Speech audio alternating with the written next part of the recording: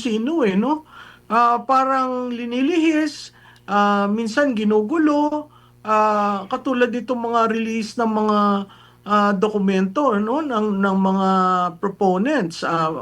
Nag-release si Congressman Leviste, tapos ang DPWH hindi man confirm or deny. Parati kong sinasabi ang paper trail na andyan sa administrasyon, ang money trail na andyan sa administrasyon. So, dun sa tanong mo, sa tingin ko wala naman talagang objective na malaman kung sino. Kasi pag nalaman, malalaman mo kung sino yung pinakatuktok. Kasi yung pinakatuktok ang nagpumirma ng budget.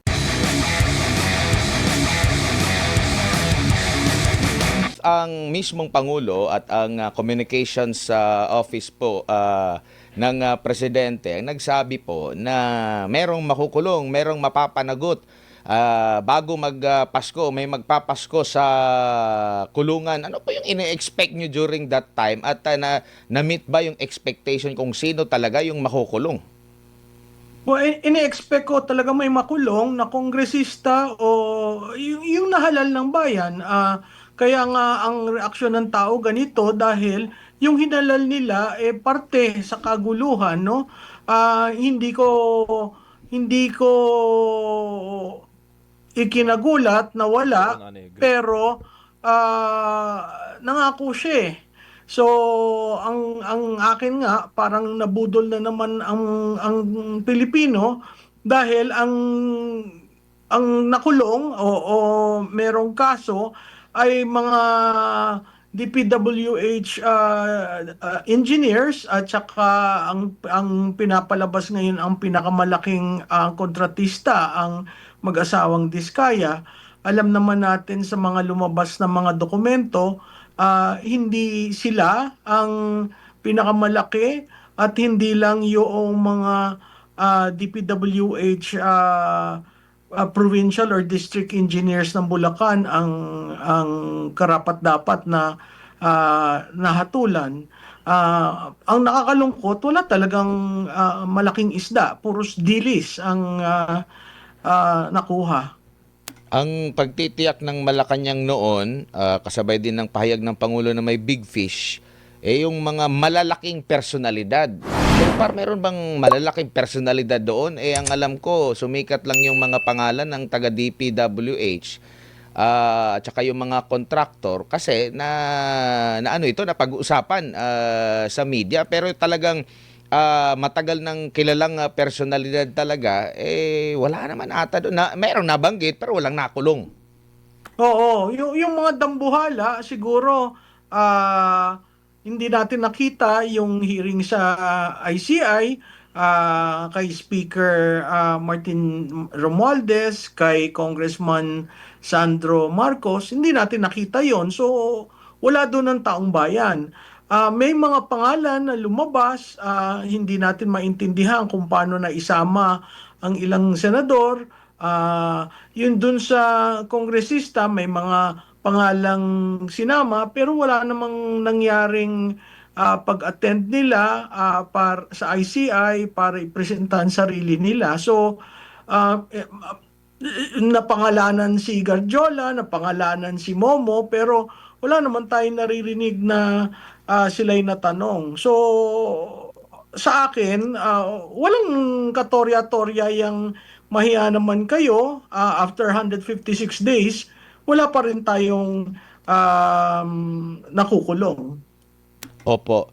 And maliban dito sa sinasabi nga na baka budol lang itong nabanggit, parang nasanay na ba ang administrasyon ngayon sa mga ganitong mga pahayag tapos hindi na mimit or hindi na isa sa katuparan?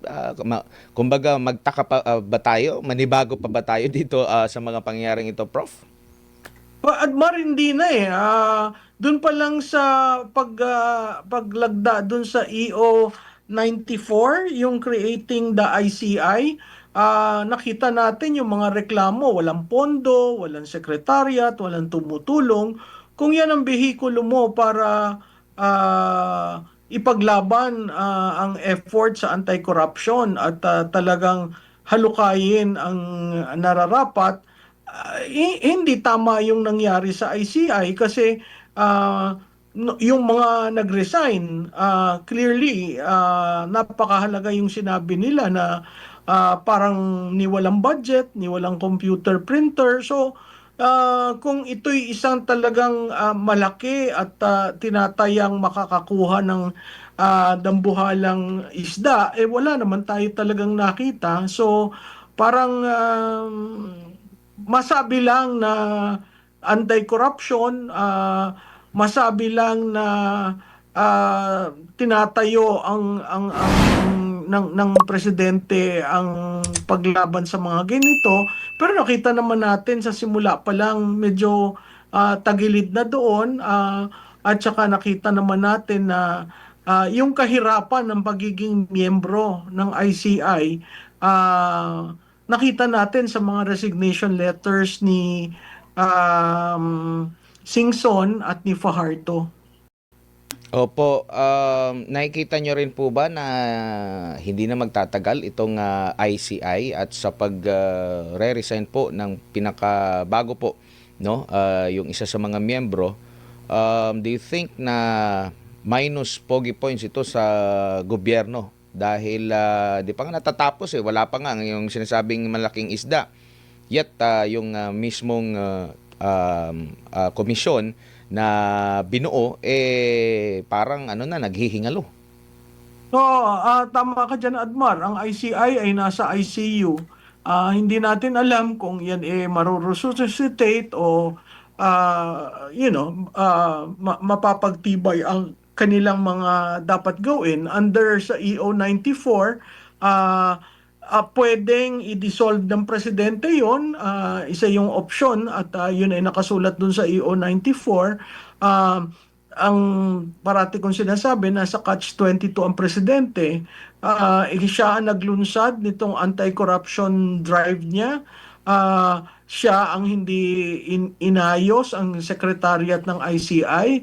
Siya ngayon ang sunod-sunod na pagre-resign nitong mga na talaga, anong gagawin mo ngayon sa ICI? I-abolish mo ba? I-dissolve mo ba? Kung i-dissolve mo, kailangan yung panukalang batas sa Kongreso calling for a more stronger organization, institution, should be passed. Hindi naman yun certified as urgent. So, maraming problema ang nangyayari dahil dito sa biglaang desisyon na mahiya naman kayo campaign. Opo.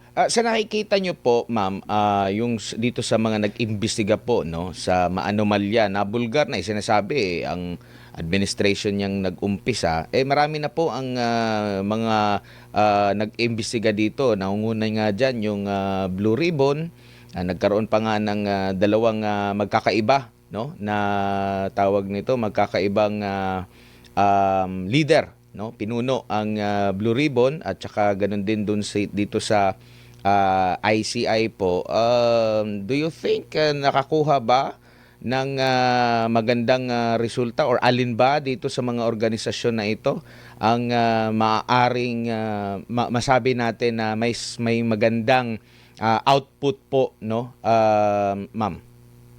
Well, in terms of the output, magkakaroon tayo dyan ng problema kasi nakita naman natin na kanya-kanya ang trabaho sa Senate Blue Ribbon. Nakita naman natin nagsimula talagang maanghang nung nag-take over si Senator Ping Lacson, na iba ang direksyon, no? Ngayon nagsasalita siya na yung mga revelasyon sa listahan ni Congressman Leviste, at saka yung sinasabi niya na magpakatotoo ang DPWH sa mga lumalabas, hindi natin maintindihan kung ano nangyari na, ang Blue Ribbon under ni Chairman Marcoleta may minority report, at clearly dun sa minority report meron siya dong link analysis na kung sana na ipagpatuloy lamang, no, hindi siguro ganito ang kalalagyan natin ngayon. nag-testify noon si Undersecretary Cabral under the Marcoleta-led Blue Ribbon Committee. Si Gutesa nag-testify doon, yung bigla ang at abrupt na pagpapalit ng liderato ng Senado created a totally new push. At naiba talaga yung direksyon sa Blue Ribbon. So, saan tayo kakapit? Dahil sinabi rin ni Senator Ping Lacson, tapos na yung kanyang paghihiring at mukhang wala na siyang makukuhang mga witnesses. Kung ganun ang ganun, wala talagang mangyayari dito sa ating mahiya kayo campaign ng Pangulo. Dahil on both sides, mahirap naman sa House kasi marami dyan ang maiipit dito sa mangyayaring kung tutuhanin na kaso ng ombudsman. So, napakahirap yung sitwasyon. Nalusaw lang din ba yung naging naratibo nila na pang-anti corruption dahil dito sa mga output po, Prof? Mark, kasi alam mo ang problema nga dun sa anti-corruption advocacy, parang iniisip lamang, wala talagang plano. Katulad nung sinabi ko dati, walang exit strategy. Hindi mo alam sino ba talaga, saan ba pupunta. So tuwing papalapit tayo ng papalapit, biglang proprotektahan ang liderato para hindi umabot sa kanya. Ako nagtataka dun sa nangyaring may minention si congressman ko, tas immediately nagbitaw yung mga opisyal na yon. Bakit hindi pinatawag? Bakit hindi tinanong?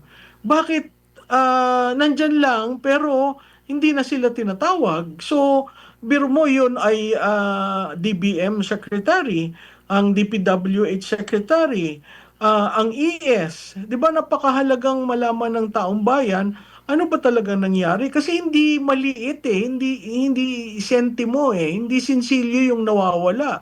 At kung titingnan natin, 3 taon nangyari yung insertions from 2023, 24, 25, which means planado.